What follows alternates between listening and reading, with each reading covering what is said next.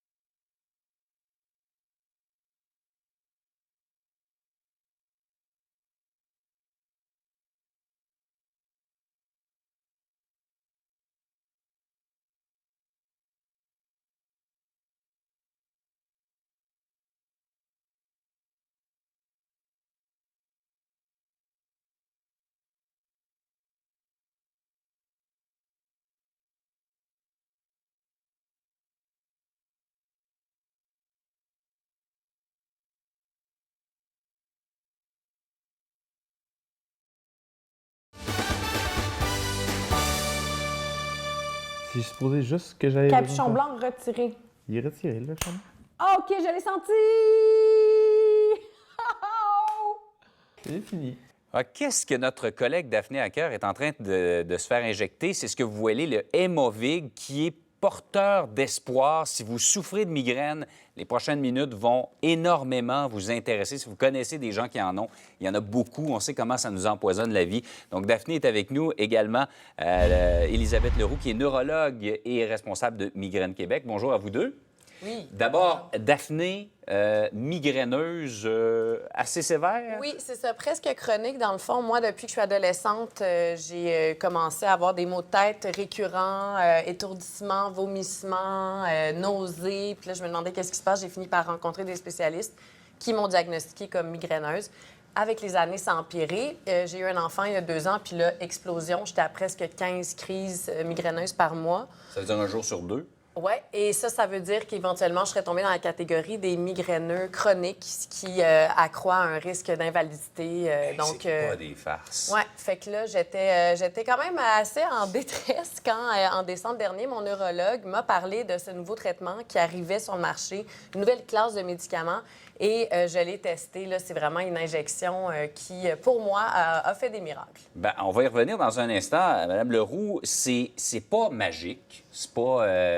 ça enlève pas complètement toutes les migraines. Ça convient pas à tout le monde, mais c'est extrêmement prometteur, là, ces nouvelles injections-là. Mais je pense que d'abord, il faut rappeler que ces traitements-là, ça fait partie des traitements préventifs. C'est-à-dire, l'objectif, c'est pas de traiter la crise. Là, on a d'autres molécules.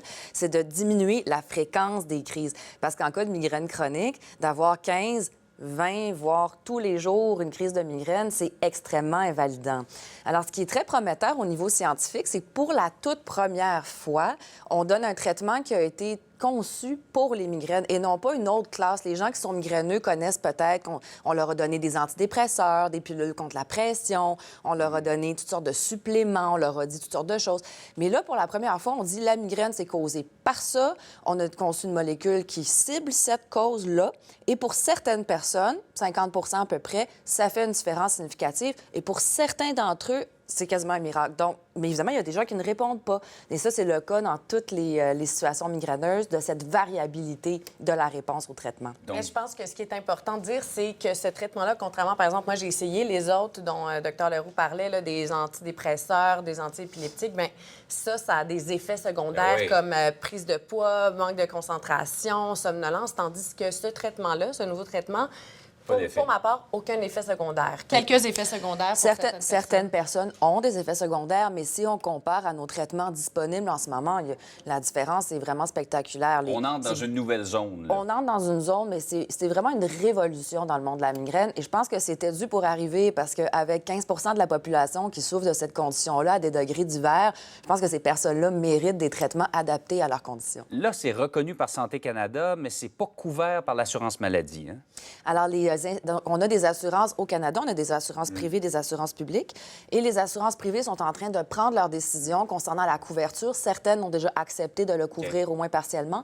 Nos institutions publiques prennent plus de temps pour prendre leurs décisions. Donc, en ce moment, la compagnie offre un programme de soutien aux patients qui permet l'accès à la molécule. Donc, même si vous êtes couvert par la RAMQ, votre médecin devrait pouvoir remplir un formulaire et la compagnie devrait pouvoir supporter au moins un essai pour que vous puissiez voir si vous êtes un répondeur. Parce que si oui, bien évidemment, la qualité de vie va s'améliorer. La compagnie, c'est Novartis. C'est Novartis, exactement. Le programme s'appelle Aimovig Go.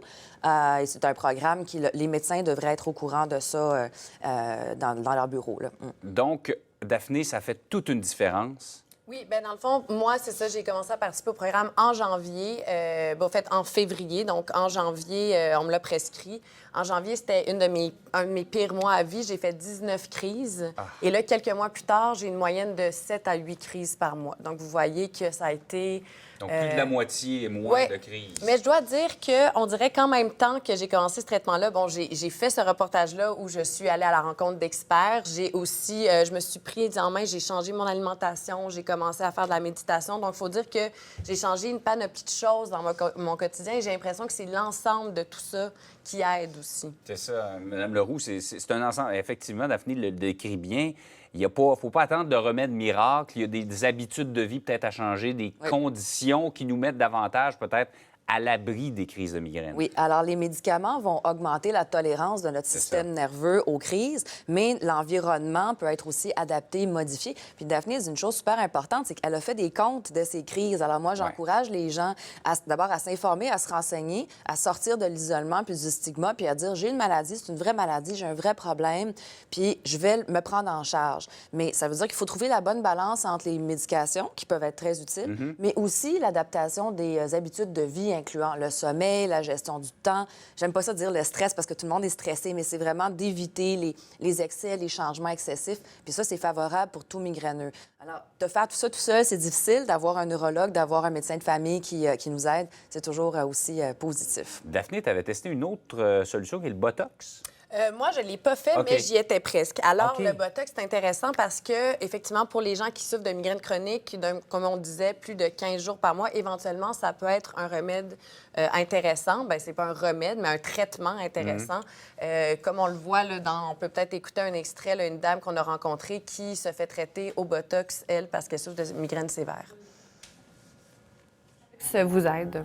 Ça aide premièrement au niveau de l'intensité des migraines et ça aide aussi au niveau de la durée. Avant, ça pouvait durer jusqu'à 36 heures. Une crise de migraine. Une crise de migraine quand c'était non contrôlé par les médicaments et maintenant, ça dure à peu près 7-8 heures. La majorité des cas de migraine, ce sont des femmes, mais il y a des hommes aussi. 3 femmes pour un homme. Pour un homme. Ouais. Les hommes ne sont pas assez diagnostiqués, justement, parce qu'on pense toujours que c'est juste des femmes. Alors moi, j'ai vu des patients masculins qui avaient eu des migraines typiques pendant des années, mais parce que c'était des hommes, bien, finalement, le diagnostic n'était pas posé, puis il n'y avait pas eu de traitement. OK. Pourtant, on dit qu'on résiste moins à la douleur ou qu'on les migraines d'hommes, c'est les pires. C'est quelque chose comme les rhumes d'hommes. Mais vous parlez à un ex-migraineux, moi, ça s'est réglé, je ne sais pas trop comment. À un moment donné, c'est rentré dans l'ordre et j'en ai plus jamais eu de crise aussi importante. Mais c'est vraiment, on le voit dans l'article d'aujourd'hui dans le Journal de Montréal, ça invalide des gens qui laissent leur travail pour ça. Et en tout cas, sans dire que c'est le remède miracle, il y a là un très grand espoir. Une grande avancée. Absolument. Merci beaucoup d'être venu nous en parler ce matin. Bonne journée. Merci, bonne journée.